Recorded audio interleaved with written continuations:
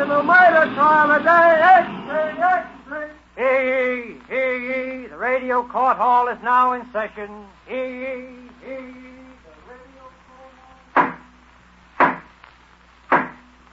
Ladies and gentlemen, tonight we bring you another in the series of famous jury trials.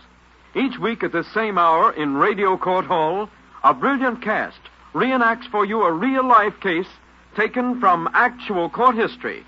In this series, you'll hear the most stirring trials, great attorneys, famous prosecutors, not fiction but fact, the truth, sometimes pitiful, sometimes humorous. Tonight's broadcast was prepared under the legal guidance of the well-known New York attorney Martin H. Young. Fictitious names of people and places are used, and such changes are made as necessitated by limitations of time and to protect the identities of persons involved. The trial you'll hear reenacted now was one of the most sensational that ever occurred. Mrs. Clara Davis, a very good-looking, red-headed woman in her early 30s, is charged with poisoning to death 70-year-old Jerome Robeson in order to inherit his money. In addition, the state charges that Mrs. Davis was responsible for murdering, by poison, 3 other elderly men in order to get their money. More than 50 witnesses appeared in the actual trial, but their testimony will be condensed in this reenactment. Now, the judges entered Radio Court Hall, and the trial, with the jury of women as well as men, is about to begin. The state versus Clara Davis. Mr. District Attorney, open for the state. Your Honor, ladies and gentlemen of the jury, the state today charges Mrs. Clara Davis specifically with the murder of Jerome Robeson. But in addition, we will show that Mrs. Davis poisoned to death 3 other elderly men, making her a murderess not once, but 4 times over. Upon proof of these multiple murders, and particularly on the charge of killing Jerome Robeson, we will ask your verdict of guilty of murder in the 1st degree. Call Mrs. Sarah Berman to the stand. Mrs. Sarah Berman, take the stand, please. Raise your right hand. Do you solemnly swear the testimony you're about to give is the truth, the whole truth, and nothing but the truth? Yeah, I do. Be seated. Mrs. Berman, do you know Jerome Robeson? Yeah, he lived in the apartment across the hall. He used to keep his door open so I could go in a few times a day and see that he was all right. Did you ever see the defendant, that red-haired woman, Mrs. Clara Davis? Yeah, I see her the first time a month before he died. Explain that. Well, she rang my bell and asked me if an old man lived in the house. Not Mr. Robeson, just an old man. Then she looked to the open door across the hall, and when she see Mr. Robeson there, she turned round and walked right in. After that, she came to see him every day. Did Mr. Robeson ever talk to you about her? Yeah. He told me a few weeks after that she was his niece, and that he was going to give her all his money to invest for big interest. Now, what happened on Wednesday, September 14th? Oh, my goodness. Mr. Robeson was sick in the morning with a heavy cold.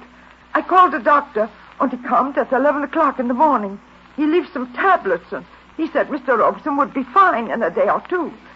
Go on, Mrs. Berman. Well, at 12 o'clock, that red-headed Mrs. Davis come, and I saw her give him lunch and a glass of something to drink. She went away, and then at 2 o'clock, Mr. Robeson called me, and he says, "Oh, Mrs. Berman." "Oh, Mrs. Berman. Mrs. Berman, get me some water. My insides are burning up." Oh, that's terrible, Mr. Robeson. Oh. How long you feel like that? "Oh, ever since Mrs. Davis gave me dinner. Please, Mrs. Berman, I'm choking. Well, the doctor come, and he say Mr. Robeson was dead. Oh, but the same doctor said he was all right at 11 o'clock in the morning. Thank you, Mrs. Berman. You may take the witness for cross-examination. Mrs. Berman, did Mr. Robeson seem happier than ever before during the month Mrs. Davis started to take care of him? Yeah, he did. Are you absolutely sure Mrs. Davis was at the house that Wednesday when he died? I'm sure. I saw. And he was all right until she come. You may leave the stand. Call Dr. Boone to the stand. Dr. Boone, take the stand, please. Raise your right hand. Do you solemnly swear the testimony you're about to give is the truth, the whole truth, and nothing but the truth? I do. Be seated. Dr. Boone, did you examine Jerome Robeson at 11 o'clock on the morning of Wednesday, September 14th? Yes, the man had a cold.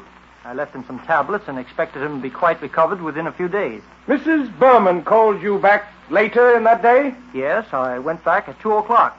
Robeson was dead, but I could not determine the cause of death. Later, I helped perform an autopsy and found enough arsenic in his body to poison 4 men. That's all, Doctor. You may cross-examine, Counselor.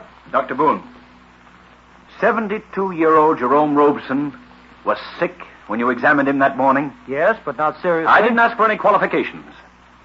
Was there any arsenic in those tablets you gave him? Yes, there probably was a very minute quantity of arsenic in the tablets. That's all, Doctor. Leave the stand. Call Police Captain White to the stand. Police Captain White, take the stand, please. Raise your right hand. Do you solemnly swear the testimony you're about to give is the truth, the whole truth, and nothing but the truth? I do. Be seated. As Captain of Detectives, you were called to Mr. Jerome Robeson's apartment on the afternoon of Wednesday, September 14th? I went there, all right. We had the old man's body removed, and I found this will under his pillow, leaving all his money to his niece, Mrs. Clara Davis. She really wasn't his niece, but Never mind that right now, Captain. I offer this will in evidence. It may be marked. Mark State Exhibit 1. Did you see Mrs. Clara Davis that day? Yes. I found that bottle of arsenic in her house that afternoon. I offer this bottle of arsenic in evidence. It may be marked. Mark State Exhibit 2. Counselor, take the witness. Captain White, you broke into Mrs. Davis's house and proceeded to turn the house upside down. You grilled her, insulted her, told her you were out to get her, didn't you? No, nothing like that. Where did you find that bottle of arsenic? Down the cellar toward the back of a shelf. Did Mrs. Davis ever admit that the bottle belonged to her? No, of course she didn't. That's all, Captain White? Ladies and gentlemen, this is your courtroom announcer. Because of lack of time, we will condense the testimony of the next witnesses. The first witness was a chemist who said, My analysis showed that a blue handbag belonging to the defendant contained in the lining a number of white arsenic crystals. Then a bank clerk in the bank where Jerome Robeson had his account said that... On Thursday, September the 15th, as soon as the bank opened, Mrs. Clara Davis came in with a check for $1,500 signed by Jerome Robeson. The check was made out in pencil and was badly smudged, so I told her she'd have to get a new check. And 15 minutes later, she came back with a new check. And because of the large amount, I decided to telephone Mr. Robeson, and I found out that he was dead. I told Mrs. Davis I was going to report it, but she asked me... Please don't report that to the police. I didn't know Mr. Robeson was dead. I was just getting the money for him. I have a 12-year-old boy, and it'd be terrible for him if he were arrested. Please, please. So, for the sake of her little boy, I decided to keep quiet. I kept the check, but after she was arrested, I turned the check over to the police.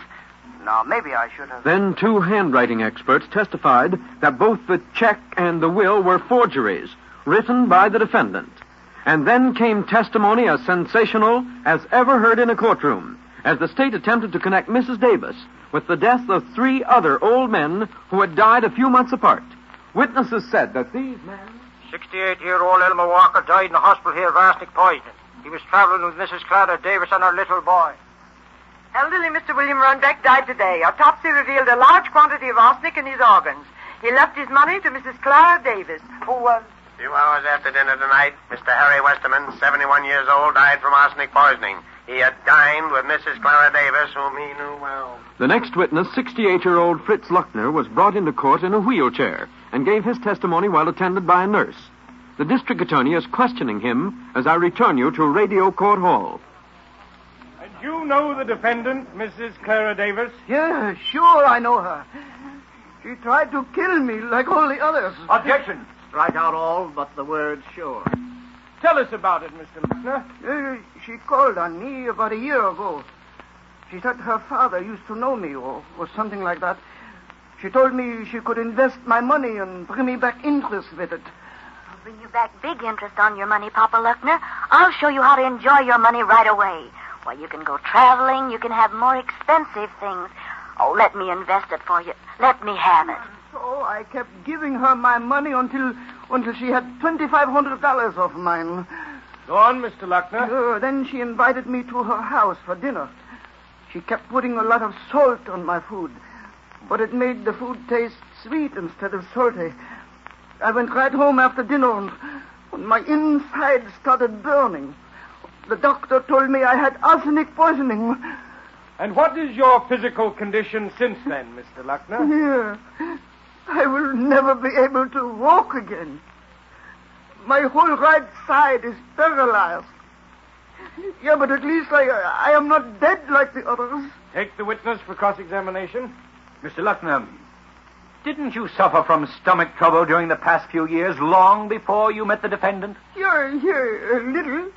But I never was paralyzed until that dinner. That night, both she and her son ate the same food with you, didn't they?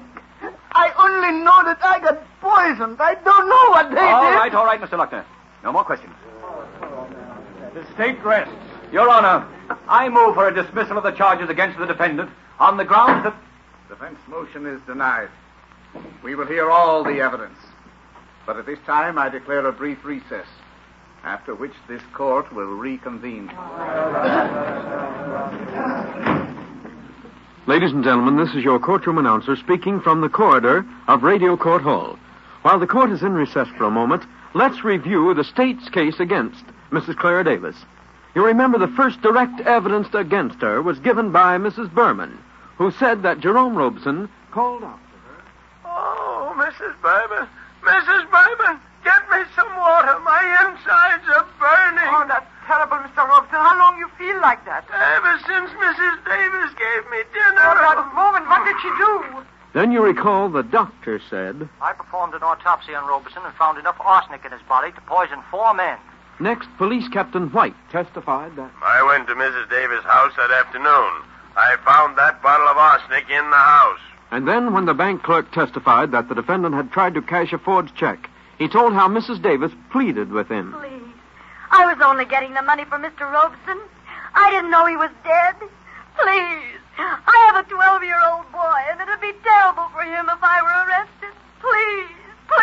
And then followed in rapid succession testimony concerning other deaths. 68-year-old Elmer Walker died in the hospital here of arsenic poisoning. Elderly William Runbeck died today. Autopsy showed a large quantity of arsenic. Shortly after dinner tonight, Harry Westerman, 71 years old, died of poisoning. And that testimony was climaxed when crippled old Fritz Luckner accused the defendant of poisoning him. And he told reporters during the recess that he... Look at me. Look at me. I'm crippled. Paralyzed. And that woman did it. She put poison in my food. She tried to kill me like all the others. But I fooled her. Yeah, I'm alive to send her to the electric chair. Yeah, I fooled her. What will her defense be? We'll soon know, for you'll hear her story from her own lips when she takes the stand. So now I return you to Radio Court Hall, where the defense attorney is already making his opening address to the jury. We will show you that this mother of a 12-year-old boy is a kind, simple human being like you and me. We shall smash the state's evidence and reveal her innocence so completely that I am sure you will acquit her. Call Dr. Hunter to the stand, please. Dr. Hunter to the stand, please. Raise your right hand. You solemnly swear the testimony you're about to give is the truth, the whole truth, and nothing but the truth? I do. Be seated. Dr. Hunter, what is your particular field of specialization? I'm a toxicologist. I've examined over 20,000 persons in relation to poison. I've conducted over 250 post-mortem examinations. Now, Dr. Hunter, you've heard described the symptoms of those elderly gentlemen who died. Would you say that those symptoms necessarily indicated arsenic poisoning? Definitely no. Those symptoms might have been caused by a variety of other things. Now then, just what procedure do you consider necessary to make a diagnosis of arsenic poisoning? It's necessary that there be a complete chemical analysis of every single portion of the body. That was evidently not done in these cases. Now, Doctor, Mr. Luckner testified that the salt gave his food a sweet taste. Does arsenic have a sweet taste? It does not. Arsenic is practically tasteless. Furthermore, concerning the arsenic found in the handbag, isn't it possible that the lining material in the handbag naturally contained arsenic? That's not only possible, but probable. Many thanks, Dr. Hunt. Your witness for cross-examination, Mr. District Attorney? Dr. Hunter, In all those 250 dead bodies you examined, did you make a complete chemical analysis in every single case? Well, no. Yet on many of those bodies where you did not make a complete analysis, did you still make a diagnosis of arsenic poison? Oh, yes, you see You stated that the symptoms surrounding the deaths of these elderly men might have been caused by other things. But don't they also, in every case, indicate a strong possibility of arsenic poisoning?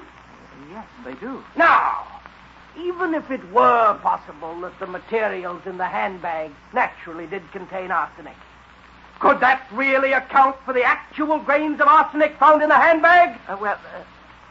No. That will be all. The next defense witness was 12-year-old Jimmy Davis, son of the defendant. On his way to the witness stand, Jimmy ran over to his mother. They threw their arms around each other, and they both wept bitterly. The boy was then led to the witness stand and sworn in while still crying. The defense attorney is examining him as we return you to Radio Court Hall. You studied the Bible, and you know it's wrong for little boys not to tell the truth? Yes, I know that. All right. You know that woman, the defendant? Yes, sir, that's my mother. Look, Jimmy. Did you ever see this bottle of arsenic marked State Exhibit 2? Yes, that's my bottle. My friends and me had a chemistry club. We went around to hospitals and drugstores and got the old bottles they threw out. That bottle was one of them. And where did you keep the bottle, Jimmy? I kept it on a shelf in the cellar where the policeman found it. Did you ever visit Mr. Jerome Robeson with your mother? Yes, lots of times. He told me he thought she was an angel. Mother cried something awful when he died. And do you remember the last night that Mr. Fritz Luckner had dinner at your house? Yes, I remember. We all ate the same thing. And how did you feel after dinner, Jimmy? Well, I felt just dandy. Mother's a wonderful cook. All those men who ever came to our house for dinner always said so. Thank you, Jimmy. Take the witness, Mr. District Attorney. Jimmy, this bottle of arsenic, did you have any others just like it? Sure I did. Can you say for certain that this bottle is the same one that you used in your chemistry club? No, I couldn't be sure. The night Mr. Luckner got sick, were you served from one big plate on the table? No, Mother always brought in separate plates. So, your mother brought in Mr. Luckner's plate, then she went back to the kitchen and brought in your plate, is that right? I think so. Now, think hard, Jimmy. Did you use any salt that night? Gosh, I don't know, mister, but I know Mommy wouldn't do anything wrong. Don't cry, Jimmy. You may leave the stand. Call Mrs. Clara Davis to the stand, please. Mrs. Clara Davis to the stand, please. Raise your right hand. Do you solemnly swear the testimony you're about to give is the truth, the whole truth, and nothing but the truth? Yes. Be seated. Mrs. Davis, just give us a few brief facts about your past life. Well, I was married when I was 18 years of age. A year later, my little boy was born. When Jimmy was 5 years old, my husband died. I brought up Jimmy ever since. How did you support yourself and your little boy, Mrs. Davis? Well, people said I had a good business sense. I bought and sold property. I handled investments for others for a commission. Tell us about your relationship with Mr. Jerome Robeson. Well, I was introduced to Mr. Robeson a few years ago. I didn't see him again, though, until a friend of mine in Europe wrote to me, enclosing a letter from Mr. Robeson, whose address he didn't know. I looked him up and delivered the letter. So your real acquaintance with Mr. Robeson dated from the time you delivered that letter? Yes. He was a lonely old man. I just tried to be friendly. Later, he asked me to invest some money for him. He said, "Now, Clara." Now, Clara, like we were talking yesterday, I want you to be like a niece to me and to take care of my money from now on. And here's a check for $1,500. But that's a lot of money. Oh, it's all right, Clara. You put the money in a checking account in your name. And then you can use it to buy me things and pay my bills, you see. And then he gave me that check on Tuesday, September 13th. And did you see Mr. Robeson the next day, Wednesday the 14th, as Mrs. Berman testified? No, she lied. She lied. I wasn't there that day. Mr. Robeson was supposed to come to my house to have dinner, but he didn't come, so I didn't see him all day Wednesday. And then on Thursday, I went to the bank to cash the check and open a checking account. When the clerk told me the check was no good because it was smudged, I simply made out a new check and signed his name. I was going to send the money for him anyhow. It was his money. And you didn't know at that time that he was dead? No, I didn't. All right, Miss Davis. Now, how about the arsenic bottle? I never saw that bottle before. I told the police it belonged to Jimmy, but they wouldn't believe me. How did the police treat you? They broke into my house. They threw everything upside down. They said they were going to pin this death on me if it was the last thing they did. Now, what about that will? I didn't write that will. I never saw it before. I was surprised to learn that he left me his money. Did you know the other men who have been brought into the case? The men who died? Elmer Walker, William Runbeck, Harry Westerman? I had nothing to do with their deaths. It only happened that I handled their investments. Those accusations are all lies. The police are trying to frame me. And what about Fritz Luckner? Mr. Luckner ate exactly the same food as Jimmy and me. If he was poisoned by my food, then we'd all have been poisoned. I had nothing to do with his illness. Take the witness for cross-examination.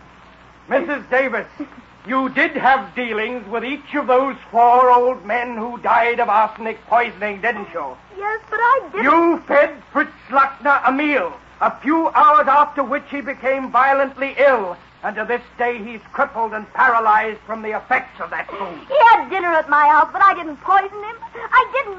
Why not accuse me of poisoning all the old men in the country? Strike that out. Mrs. Davis, I must warn you to control yourself. I'll try. Mrs. Davis, let's get to the case of Jerome Robeson. You did pose as his niece, didn't you? Well, he liked to call me his niece. It was an old man's pleasure. But you did write the will leaving all his money to you, didn't you? I did not. I didn't know there was such a will. You did try to cash this check. And when the check was rejected, you signed a new check forging his name, didn't you? At the very moment the man was lying dead. I admit forging the check, but the money was for him. I just did it the easiest way. I didn't know he was dead. You did feed him the meal, after which he died 2 hours later. Oh, I didn't. I wasn't even there. But you heard Mrs. Berman say she saw you feeding him an hour after the doctor left on Wednesday, September 14th? She lied. Didn't you take arsenic out of this bottle and put it in Robeson's food? No, that was Jimmy's bottle. I never handled it. You deny that this is your blue handbag that the police took from you? Yes.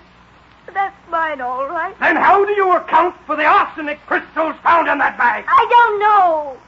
Maybe the police put them there. They're all trying to frame me. That's all. You may leave the stand. They're all lies, I tell you, lies. Dear, only Jimmy and me told the truth. Strike that out. Mrs. Davis, leave the stand. Your Honor, the defense rests. Your Honor, the state rests. We will hear the summation for the defense. Your Honor, ladies and gentlemen of the jury, this defendant is the victim of a chain of coincidences. She dealt with elderly men because they needed help with their affairs and investments, because they appreciated the kindness she could bring them. Not one tangible bit of evidence showed her actually administering arsenic to a single one of these men. No evidence has connected her with any purchase of arsenic. The only far-fetched link is the bottle used by her son's chemistry club. Ladies and gentlemen of the jury, don't set that little child adrift. Don't take from that little boy the tender love he knew from his mother. You must, you will set her free. Your summation, Mr. District Attorney.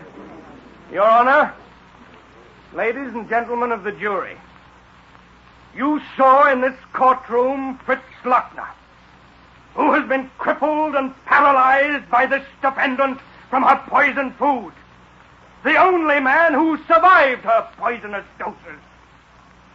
We showed you the bottle of arsenic found in her house. We showed you her handbag containing actual arsenic crystals. The doctor examined Jerome Robeson at 11 a.m. Found him suffering from a slight cold.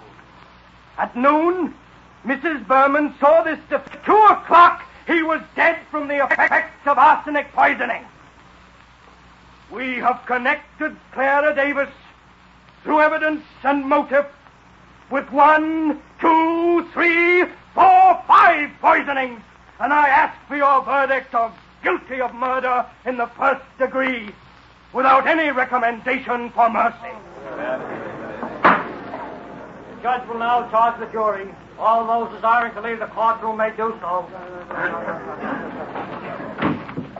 The jury then retired to consider their verdict, and in a moment you'll hear the verdict of the jury as it was delivered in real life. Now, while the jury is out, let's do something similar to what a jury actually has to do in order to arrive at a verdict. Let's review the defense testimony. The first surprise was when the defense expert, Dr. Hunter, stated that the symptoms of those elderly men who died, those symptoms might have been caused by a variety of things other than arsenic poisoning. The defense apparently also considered it very significant when Jimmy Davis, 12-year-old son of the defendant, said that that bottle of arsenic is mine. Our chemistry club collected old bottles that hospitals and drugstores threw out. That bottle was one of them. Mommy wouldn't do anything wrong. And you remember that the testimony regarding the bottle was corroborated by the defendant, Mrs. Clara Davis herself, when she testified that I never saw that bottle of arsenic before. I told the police that it belonged to Jimmy, but they didn't believe me. If you were the jury, would you believe Mrs. Davis or not when she made those denials regarding the testimony against her? I did not write that will. I never saw it before. Never. I had nothing to do with the deaths of those other old men. It just happened that I handled their investments. The police are trying to frame me. I don't know why. I did not poison Fritz Luckner. Jimmy ate the same food, we ate the same food, and we weren't poisoned. They're trying to frame me. What do you think? If you were the jury, would you acquit Mrs. Davis or declare her guilty and send her to the electric chair? Now, let's hear what the jury decided in real life. I return you to Radio Court Hall to hear the judge ask the jury's verdict. Mrs. Foreman, has the jury reached a verdict? Your Honor, we have. And how do you find? Your Honor, we, the jury, find Mrs. Clara Davis guilty of murder in the first degree, without recommendations for mercy. As the verdict of guilty was pronounced, a police matron led Clara Davis back to her cell, and it was not until the door of her cell was open that she broke down and said, I can't believe they found me guilty. What will happen to my little boy, Jimmy, now? Mrs. Davis, isn't it a little too late to be thinking of that? According to the verdict, Mrs. Clara Davis died 1 year later in the electric chair. At the last moment, she confessed to her crimes. So ended this sensational, famous jury trial. Tune in next week and hear another thrilling, exciting, famous jury trial.